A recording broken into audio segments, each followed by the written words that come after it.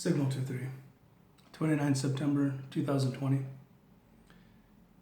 From Fox News Corp, 9/11 service outage reported for phone calls and text messaging in the states of Minnesota, Indiana, Illinois, Nevada, Arizona, Ohio, and Delaware. Minneapolis PD confirms the outage. From Fort Observer, this is the low-intensity conflict update. Nationwide first, election protests. According to reporting from Fox Company, Black Lives Matter, or BLM activists, are creating the chat rooms to develop a wave of post-election direct action that goes beyond marching in the streets. Activists are proposing occupations of city halls, freeways, and properties belonging to Donald Trump. Other chat rooms propose shutting down airports and disrupting online commerce.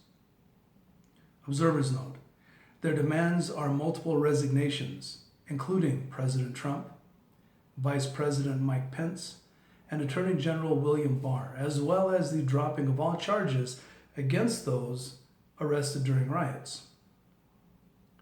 The Scouts report. A Fox Company reporter found that leftist protest organizers are spreading information of scouting procedures in support of protest activity. Their instructions delineate between embedded, plain clothes, drone, and pre-protest scouts. Observers note, an intelligent network on the ground combined with a network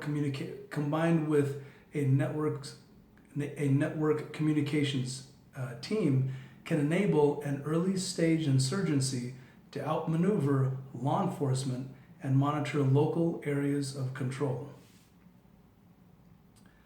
Under firearms, a Fox Company reporter uncovered that the Indigenous Anarchist Federation added a firearms consideration section to their Skills for Revolutionary Survival Guide.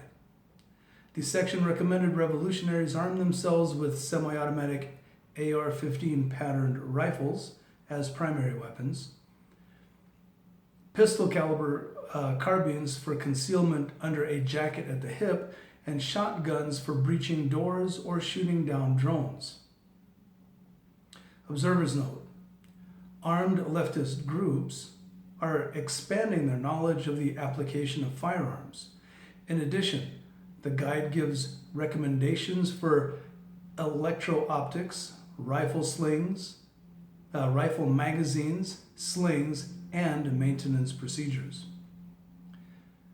From the Mid-Atlantic, Atlanta, Georgia, Fox Company reporting discovered that BLM chat rooms are discussing how to access government and utility closed-circuit television networks, such as Georgia Department of Transportation traffic cameras. Observers note, exploiting fixed government surveillance systems allows activists and rioters to enhance their situational awareness when clashing with police. In the Southeast, Louisville, Kentucky, rioters set cars on fire and lit several other fires in the street. Rioters and armed BLM activists sheltered in a local Unitarian church to avoid arrest during curfew hours. I covered that a little bit in a previous video. St. Petersburg, Florida, BLM activists and counter-protesters clashed, with one counter-protester drawing a handgun. In Texas, in Dallas, BLM activists, some armed with AR-15 patterned rifles, illegally blocked traffic and harassed restaurant patrons on Saturday, according to Fox Company. In the Southwest, Albuquerque, New Mexico, BLM protesters illegally blocked traffic, harassed drivers, and one vehicle hit several activists while escaping. On the West Coast, Portland, Oregon. We have 3 updates from Portland, Oregon. The first one, according to Fox Company reporting, the attempted murder charge against Joseph Snipe who threw a Molotov cocktail at police on 23 September, was dropped by the Multnomah County District Attorney Mike Schmidt. Snipe is still charged with rioting and the unlawful possession of a destructive device. Rioters attacked police officers with thrown projectiles, ball bearings from slingshots, fireworks, and blunt objects. They unsuccessfully attempted to burn down the Portland Police Association office and made several attempts to escape arrest. Governor Kate Brown declared a state of emergency prior to the Proud Boys rally on Saturday, which was largely peaceful. Fox Company reports that a small group of Proud Boys had paintball guns confiscated and several large buckets of rocks and condoms filled with an unknown liquid were discovered by police nearby. Seattle, Washington. Fox Company reports that Black Bloc anti-fascists vandalized property and looted businesses and lit several fires in the street in the former Capitol Hill Autonomous Zone, or CHAZ. Anti-fascists attacked police with projectiles and fireworks and assaulted random people they claimed were Proud Boy members. Bakersfield, California. The Golden Empire Transit bus system was suspended due to anticipated political and social unrest in the area, according to a Fox Company reporter. Observer's note. Disrupting transportation networks can undermine the government's ability to provide basic services to the people. Los Angeles, California. Fox Company reports BLM activists attacked a car trying to get around their illegal roadblock. They chased the vehicle down with a truck, attempted to open the doors, and smashed the car's windows. In another part of the city, another vehicle hit activists while escaping an illegal BLM roadblock. In Yorba Linda, California, BLM organizer Tatiana Turner drove her car through a crowd of pro-Trump demonstrators after arguments broke out between protesters, according to a Fox Company reporter.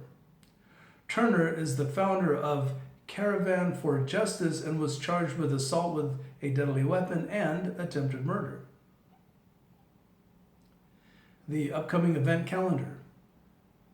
October 2, Rally to Keep Dallas Safe, Dallas, Texas.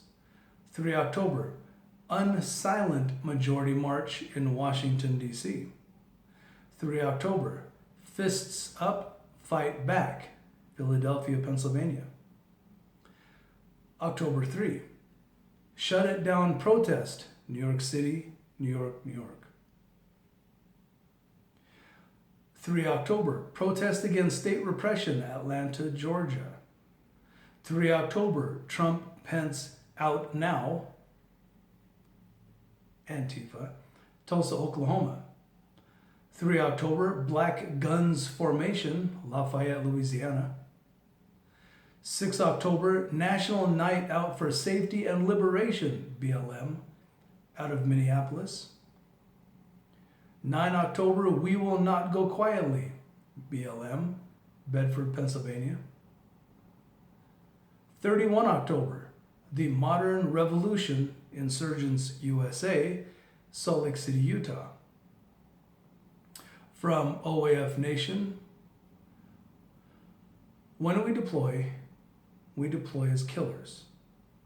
We must leave behind the man or husband and father if we have any hope in returning to a life once lived. Our mind and spirit must be able to draw the line, walk the line, and cross the line. There is a poetic irony in swearing allegiance and holding an oath to protect the Constitution, which ultimately falls on the shoulders of outlaws. Our temple of body for our spirit to dwell in must remain our foundational cornerstone. Outlaws we must remain. Protectors of humanity we must remain. We will find our temple inside ourselves. The temple is never complete, always under restoration. From Michael Corsina, when a man allows an oppressor to become his master, he gains the scorn of free men. All men should love liberty.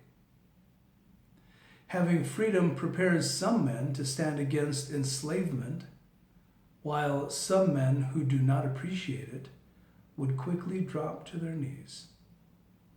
Finally, a word to the wise. The most terrifying force of death comes from men who just wanted to be left alone. They know that the moment they fight back, the lives as they have lived them are over. It is a small form of suicide, as they're literally killing off who they used to be. Which is why when forced to take up violence, these men who just wanted to be left alone will fight with unholy vengeance against those who murdered their former lives. They fight with raw hate and a drive that cannot be fathomed by those who play act at politics and terror. True terror will arrive at the enemy's door, and they will scream and cry and beg for mercy. But it will fall on deaf ears, for these men simply wanted to be left alone. Signal 2-3 out.